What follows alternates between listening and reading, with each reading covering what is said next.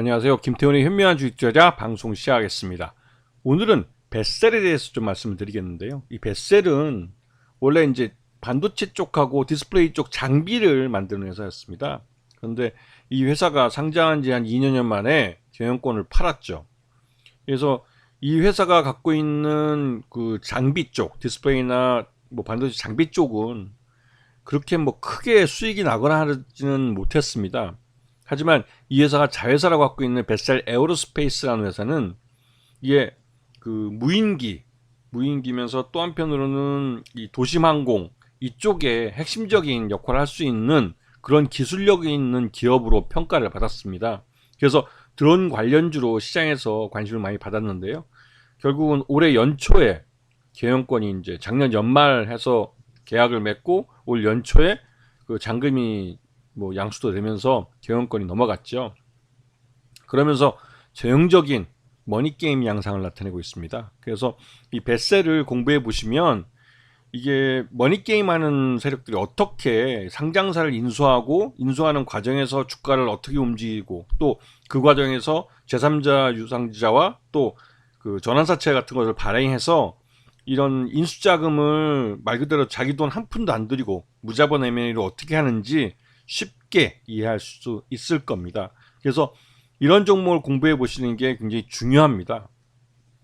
자, 벳셀 자체는 반도체 장비와 디스플레이 공정 장비 쪽 회사였어요.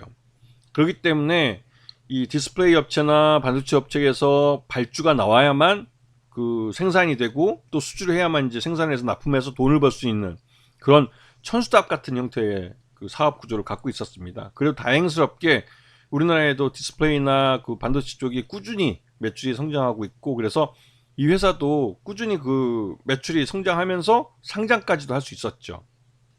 하지만 이제 상장한 이후에 실적이 이렇게 좋지는 않은데요.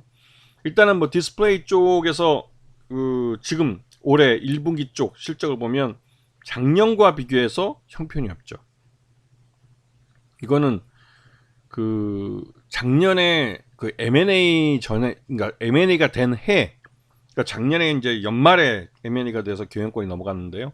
작년 연초에 실적이 굉장히 좋았던 것 같습니다. 1분기 때. 그리고 지금 그 1분기와 작년 1분기와 올해 1분기를 비교해 봤을 때 확실하게 실적이 꺾인 게 보이죠. 그만큼 이 M&A를 위해서 작년에 좀 무리해서 수주도 하고 여러 가지 사업을 했던 것 같습니다. 자, 매출액에서 분기 실적이 작년에는 104억이나 나왔지만 이번에는 21억밖에 안 나왔어요. 이 정도면 거의 망했다고 봐야죠. 영업 손실도 23억이나 발생했기 때문에 이건 매출보다 영업 손실이 더 크니까 비정상적인 상황이 된 거죠. 회사가 제대로 경영이 안 되는 상태입니다. 그리고 경영권이 양수된 데도 불구하고 이렇게 될 정도면 인수한 쪽의 경영 능력을 의심해 볼 수밖에 없겠죠. 인수한 회사는 더 E&M이라고 이 회사는 상장사입니다. 상장사고 주가도 동전주라고 불릴 만큼 말 그대로 좀 형편없는 회사죠. 근데 이런 회사가 이 그 벳셀을 거의 한 100억 가까이 90몇 억 주고 인수를 했습니다.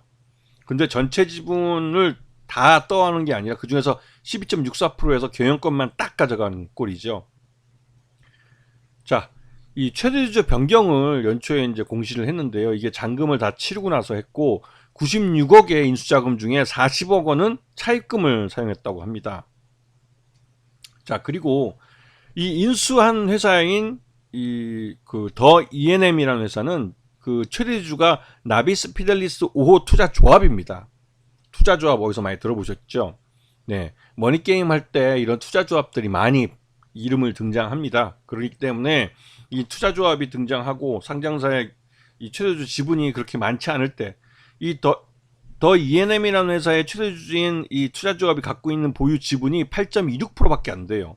그리고 이 벳셀도 얘들이 인수할 때 12% 정도밖에 안 되는 지분을 갖고 인수를 하면서 경영권을 인수했습니다. 그 이후에 제3자 배정 유상자도 하고 또 전환사채도 대규모로 발행을 했기 때문에 향후에 1년 후에 전환사채가 전환될 때가 되면 이 최대주주 지분이 10% 미만으로 떨어질 가능성이 큽니다. 자, 이 더 E&M이라는 회사가 지금 그러니까 이 상상인 저축은행이라는 게 또 이름이 여기 등장하는데요. 주주로 더 E&M의 그 주요 주주로 등장하는데 이쪽 지분이 또 8%씩이나 됩니다. 그러니까 이 정도 되면 실제로 이제 상상인저축은행 같은 경우는 주가 작전하는데 뒷돈을 댔다는 구설수의 이름을 올린 그런 회사이기 때문에 좀 이것도 색안경을 끼고 보게 되죠. 자, 전환사채를 요번에 그 더 E&M이 뱃세를 인수하고 나서 130억을 발행합니다. 130억이면 적은 돈이 아닌데요. 이게 이제 1년 후에 요번에 그 1년 후에 전환사채, 그러니까 전환을 할 수 있는 전환권이 달려 있고, 그럴 경우에는 지금 6,890원의 가격에 지금 그 188만 주 정도를 바꿀 수 있기 때문에 총 12.54% 최대주랑 거의 비슷한 지분을 갖게 되죠. 근데 향후 이 현재 이제 그 전환사채, 그러니까 현재 뱃셀의 주가가 더 떨어지면 그에 따라서 전환가를 이제 전환해 줘야 됩니다. 바꿔줘야 됩니다. 리피싱 조항에 따라서 바꿔줘야 되는데, 그렇게 되면 추가적으로 가격 그 전환 가격이 더 떨어지고 또 전환 주식수가 더 늘어나게 되면 최대주가 이 전환사채 때문에 바뀔 수도 있는 거죠. 자, 뱃셀이 2023년 2월 6일 최대주가 교체되고 나서 이 최대주가 더 E&M이 최대주를 등극을 했는데요. 아까도 말씀드렸지만 더 E&M이라는 회사 자체가 동종주로 불릴 만큼 그 사업 내용도 부실하고 하는 회사인데, 이 회사가 96억 중에 약 40억 정도를 부채를 일으켜서 그 이 회사를 뱃셀을 인수한 겁니다. 그리고 인수한 이후에 그 M&A가 되고, 그 M&A가 완전히 이제 그 마지막 거래가에 종료된 이후에는 주가가 폭락을 해서 말 그대로 이 뱃셀을 인수한 쪽에서는 오히려 인수하고 나서 손해를 본 것처럼 보이지만 경영권을 갖고 있는 거기 때문에 향후에 제3자 배정 유상자나 아니면 전환사채 같은 거로도 충분히 자신들이 이제 그 이 주가를 경영권을 갖고 있기 때문에 주가를 뭐 띄우거나 하는, 오늘처럼 무슨 이 뱃셀 에어럽 그 자회사에 대한 IPO를 갖고 또 이슈를 만들어서 주가를 급등시킨다든가 이렇게 해서 충분히 차익 실현할 수 있는 기회는 있습니다. 그게 이제 일종의 머니 게임이기도 하고요.